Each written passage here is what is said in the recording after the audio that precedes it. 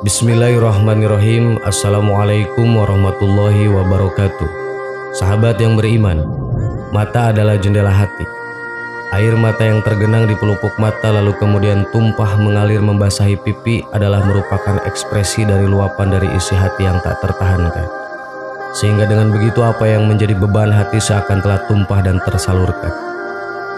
Ketika kita bersedih, bisa jadi kesedihan itu mengalir lalu tumpah melalui air mata. Begitu juga di saat gembira, di saat mengalami ketidakberdayaan, di saat dilanda kerinduan karena cinta yang amat sangat, dan di saat dilanda ketakutan yang sangat mencekam. Oleh sebab itu, air mata ada kalanya air mata cinta, air mata kerinduan, air mata kedukaan, air mata kepalsuan. Ada juga air mata yang tumpah karena takut kepada Allah Subhanahu wa Ta'ala. Lalu air mata manakah yang bisa membebaskan dari api neraka? Untuk mendapatkan jawaban ini, perhatikan beberapa riwayat berikut. Rasulullah SAW bersabda, "Tidak akan masuk ke dalam api neraka seseorang yang menangis karena takut kepada Allah hingga air susu ibu yang sudah diminum oleh anaknya kembali ke tempat asalnya." Hadis riwayat At-Tirmidzi. Sabda Rasulullah SAW, "Barang siapa yang mengingat Allah kemudian dia menangis sehingga air matanya mengalir jatuh ke bumi, niscaya dia tidak akan diazab pada hari kiamat kelak." Hadis riwayat Al-Hakim dan dia berkata sanadnya sahih. Dari Abu Hurairah, Nabi SAW bersabda, "Semua mata pada hari kiamat nanti akan menangis kecuali ada beberapa mata yang tidak menangis. Pertama, mata yang dijaga dari hal-hal yang diharamkan oleh Allah. Kedua, mata yang digunakan untuk berjaga-jaga pada malam hari di jalan Allah. Ketiga, mata yang darinya keluar sesuatu atau menangis walau air mata yang keluar hanya sekecil kepala seekor lalat karena takut kepada Allah." Hadis riwayat Asbahani. Dari Ibnu Mas'ud, Rasulullah SAW bersabda, "Setiap mukmin yang meneteskan air mata karena takut kepada Allah walau hanya sekecil kepala seekor lalat, lalu air matanya itu membasahi pipinya, niscaya Allah haramkan neraka untuk menyentuhnya." Hadis riwayat Ibnu Majah Al-Baihaqi. Dari Abbas bin Abdul Muttalib, Nabi SAW bersabda, "Dua jenis mata yang tidak tersentuh api neraka. Pertama, mata yang menangis di tengah kesendirian di malam hari karena takut kepada Allah. Dan kedua, mata yang digunakan untuk berjaga-jaga pada malam hari di jalan Allah." Hadis riwayat At-Tabrani. Dari Uqbah bin Amir, dia berkata, "Aku bertanya, wahai Rasulullah, bagaimana caranya agar selamat?" Rasulullah SAW bersabda, "Kendalikan lisanmu, hendaknya rumahmu membuatmu merasa nyaman untuk beribadah, dan menangislah karena dosa-dosamu." Hadis riwayat At-Tirmidzi, hadis hasan dan disahihkan oleh Al-Albani. Dari Zaid bin Arqam, dia berkata, seseorang yang bertanya kepada Rasulullah, "Ya Rasulullah, dengan apa aku membentengi diri dari api neraka?" Rasulullah SAW menjawab, "Dengan air matamu, karena mata yang menangis karena takut kepada Allah, niscaya neraka tidak akan menyentuhnya selama-lamanya." Hadis riwayat Ibnu Abi Dunya dan Asbahani. Dari Abu Hurairah, Nabi SAW bersabda, "Janganlah kalian banyak tertawa, karena banyak tertawa itu mematikan hati." Hadis riwayat Al-Bukhari di Adabul Mufrad dan Ibnu Majah dengan sanad jayyid. Di dalam kitab Daqaiqul Akbar diterangkan bahwa kelak di hari kiamat ada seorang hamba yang didatangkan. Setelah ditimbang amal perbuatannya, ternyata keburukannya lebih berat daripada kebaikannya. Maka ia diperintahkan agar dibawa ke neraka. Tetapi tiba-tiba sehelai rambut matanya melakukan pembelaan seraya berkata, "Ya Tuhanku, Rasulmu Muhammad SAW pernah bersabda, barang siapa yang pernah menangis karena takut kepada Allah, maka ia mengharamkan matanya tersentuh api neraka. Sesungguhnya mataku biasa menangis karena takut kepada Allah Subhanahu wa Ta'ala."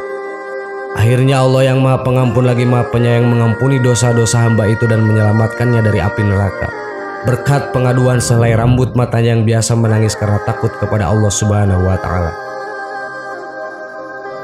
Dalam riwayat lain juga disebutkan bahwa kelak pada hari kiamat, ketika orang disibukkan dengan persoalan sendiri-sendiri termasuk para nabi, ketika mereka diminta pertolongan mereka menyatakan nafsi-nafsi, kecuali nabi teristimewa yaitu Nabi Muhammad SAW. Dalam kondisi sulit itu, beliau terus berjuang berusaha untuk menyelamatkan umat beliau dengan menyatakan ummati ummati. Bagaimana halnya dengan umatku, selamatkan umatku, selamatkan umatku. Ketika penghuni neraka digiring menuju neraka, keluarlah gejolak api neraka jahanam, bergulung-gulung menyambar. Ketika api neraka itu bergulung-gulung hendak menyambar umat Muhammad, Jibril berteriak, "Awas sambaran api menuju umat Muhammad," seraya membawa semangkuk air. Maka dengan secepat kilat Muhammad meraih air yang berada di tangan Jibril. Jibril berkata, "Cepat Muhammad." Nabi Muhammad segera menyiramkan air itu pada api neraka jahanam yang menyambar-nyambar hingga menjadi padam seketika. Setelah gejolak api itu padam dan surut kembali ke asalnya, beliau bertanya, "Wahai Jibril, air apakah itu?" Jibril menjawab, "Itu adalah air mata umatmu yang menangisi dosa-dosanya karena takut kepada Allah Subhanahu wa Ta'ala. Oleh karenanya, marilah kita menangis, mengeraikan dan alirkan air mata membasahi pipi atau tumpahkan di atas sajadah ketika membaca Al-Quran atau pada saat merebah sujud karena takut kepada Allah Subhanahu wa Ta'ala. Jika tidak bisa, maka tangis-tangiskanlah." Sahabat yang beriman, marilah kita berdoa semoga Allah senantiasa melimpahkan rahmat dan karunia serta petunjuknya kepada kita. Sesekali kita perlu menangis, kita tumpahkan air mata karena takut kepada Allah Subhanahu wa Ta'ala. Allahu a'lam. Wassalamualaikum warahmatullahi wabarakatuh.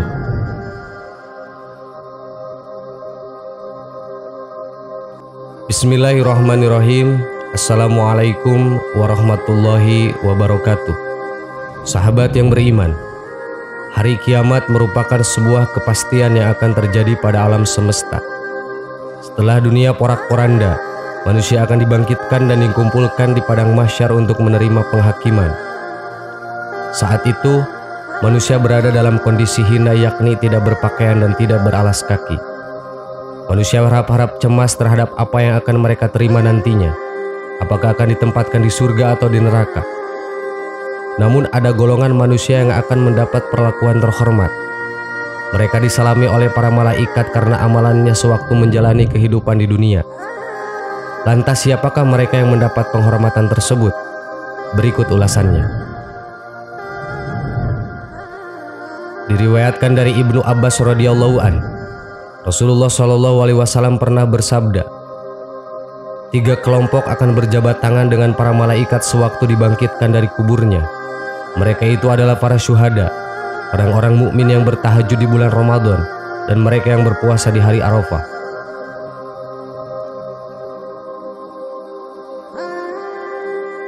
Satu, para syuhada. Syuhada adalah orang-orang yang optimis dan percaya diri untuk menyerahkan seluruh hidup dan matinya hanya di jalan Allah. Syahid dalam medan jihad memiliki kedudukan yang mulia dalam Islam. Mereka rela meregang nyawanya demi berjuang di jalan Allah, sehingga mereka mendapat kedudukan tinggi dengan mendapat penghormatan disalami oleh para makhluk Allah yang mulia tersebut. Rasulullah SAW bersabda, ketika para hamba Allah bangkit untuk dihisab, datanglah sekelompok manusia sambil memanggul pedang mereka di leher dengan darah bercucuran, kemudian mereka berdesakan antri untuk masuk pintu surga. Ditanyakan siapakah mereka? Dijawab, mereka adalah para syuhada Allah yang berjihad di jalannya. Mereka hidup di sisi Tuhannya dan mendapat limpahan rezeki. Hadis riwayat Tabrani.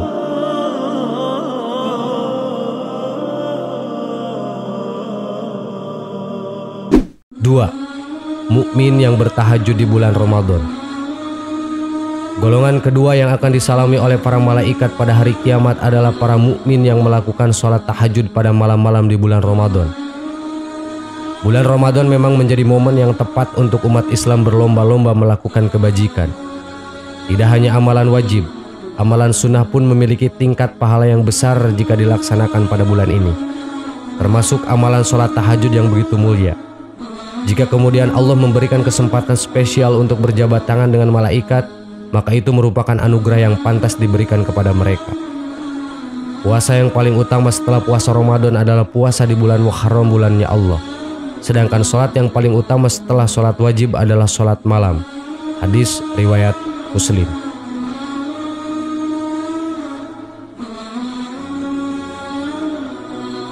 Tiga, Golongan yang berpuasa di hari Arafah. Golongan ketiga yang akan disalami oleh para malaikat adalah mereka yang berpuasa pada hari Arafah. Puasa Arafah ini merupakan salah satu amalan utama di awal Zulhijjah adalah pada tanggal 9 Zulhijjah.